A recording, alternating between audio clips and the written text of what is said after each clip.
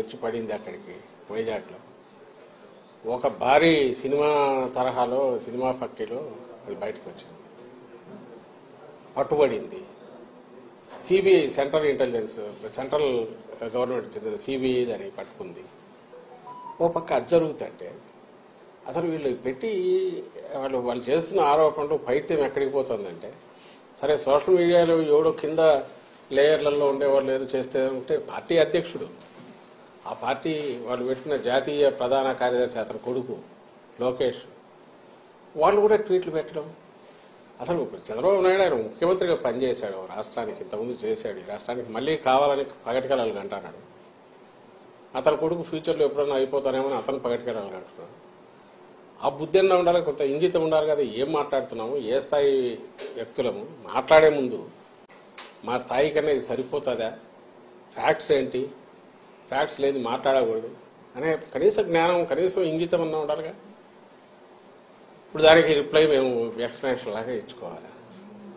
ఇప్పుడు అలా జరిగిండేది ఒక అసలు నిజంగా అది దేశంలోకి వచ్చింటే భయంకరంగా ఉండేది.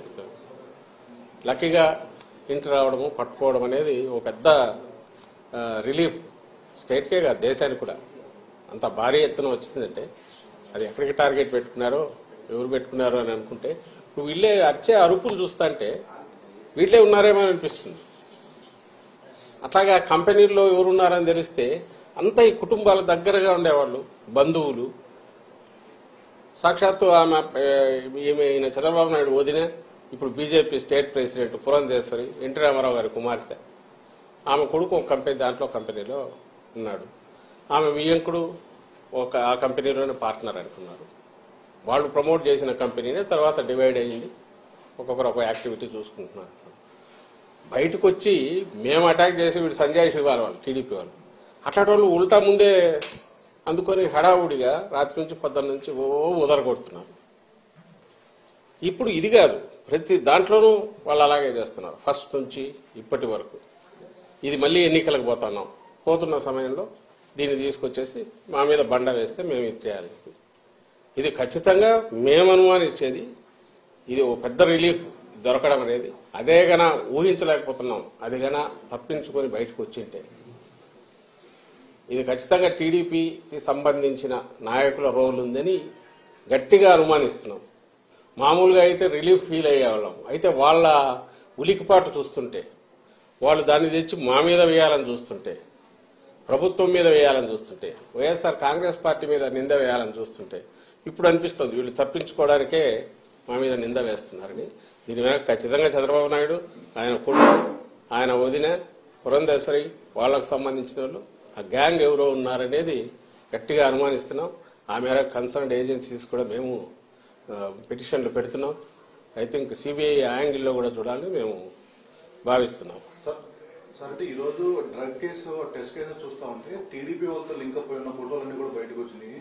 మొన్నేమో పవన్ కళ్యాణ్ ఆంధ్రప్రదేశ్ ని డ్రగ్ క్యాపిటల్ గా మార్చేసిన ఆయన. వీళ్ళు గ్రౌండ్ ప్రిపేర్ చేసుకుంటున్నారు. మీరు గమనిస్తే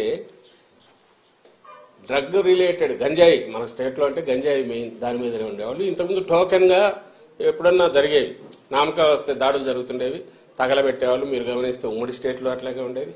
అలా ఇంకా టీడీపీ హయాంలో అయితే అది మామూలు మన పంట మాదిరి పండించినారు. అప్పట్లో టీడీపీ నాయకులే ఒకరి మీద ఒకరు అలిగేషన్స్ కూడా చేసుకున్నారు. ఉత్తరాంధ్రలో వాళ్ళ కన్సర్న్లోనే జరుగుతుంది. 100 కోట్లు సంపాదిస్తున్నారు, 1000 కోట్లు సంపాదిస్తున్నారని చూస్తున్నట్టు చంద్రబాబు నాయుడు కూడా వదిలేస్తున్నారు.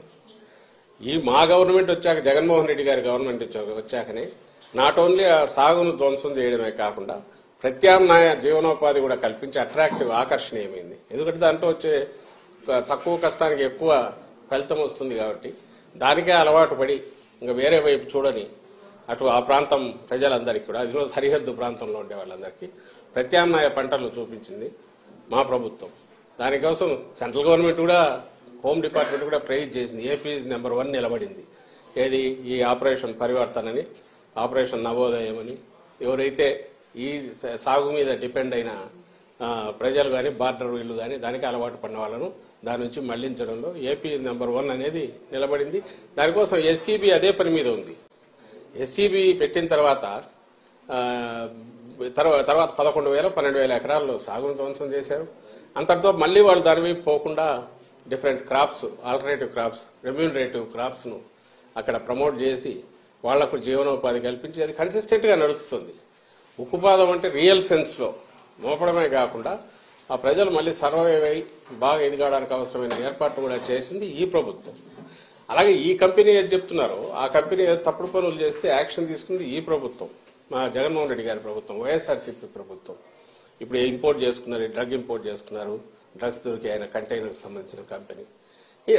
ఇటు చూసేది ఈ వైపు నుంచి డ్రగ్స్ ను వాడకాన్ని తగ్గించడానికో గంజాయి సాగును అసలు ఎరాడికేట్ చేయడము, వాళ్ళు మళ్లీ ఆ వైపు చూడనవసరం లేకుండా రెమ్యూనరేటివ్ ఆల్టర్నేటివ్ ఇది మన క్రాప్స్ వాటిని వాళ్ళకి అలవాటు చేయడము, ఇది జరిగి కన్సిస్టెంట్ గా పోతుంది. ఎనీబడి కెన్, మీరు మీడియా కూడా కవర్ చూడొచ్చు, పోయి వస్తున్నాయి కదా స్టోరీస్. బార్డర్ లో కట్టుదిట్టం చేశారు, స్పెషల్ ఏజెన్సీని పెడితే దాన్ని నువ్వు ఎలాగూ ప్రైజ్ చేయలేవు, నీ వల్ల కాలే. 14-19 మధ్య నువ్వు దాన్ని అసలు గంజాయి సాగు 3 పూలు 6 కాయలుగా నువ్వు ఇదేట్టు నువ్వు చేసావు, చంద్రబాబు నాయుడు చేశాడు. ఈరోజు దాన్ని ఎరాడికేట్ చేసిన మా మీద, నేను ఇంతకుముందు అన్నట్టు దొంగ అన్నట్టు మా మీద నిందలు వేసే ప్రయత్నం చేస్తున్నారు. ప్రతి దాంట్లో ఇదే